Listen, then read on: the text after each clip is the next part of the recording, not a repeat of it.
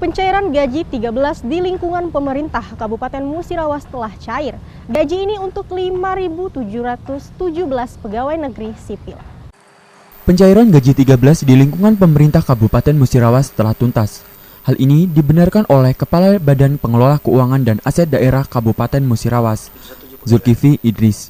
Ia memastikan tidak ada kendala dan dipastikan lancar. Gaji ke-13 ini sudah dibagikan untuk 5.717 PNS dengan rincian golongan 4 1.218 pegawai, golongan 3 3.439 pegawai, golongan 2 960 pegawai, golongan 1 37 pegawai. Jadi, jumlah yang sudah dibayarkan sebesar 25.159.579.500 rupiah.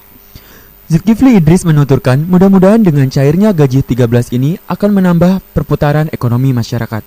Dan dengan pencairan gaji 13 ini akan menambah perputaran ekonomi masyarakat.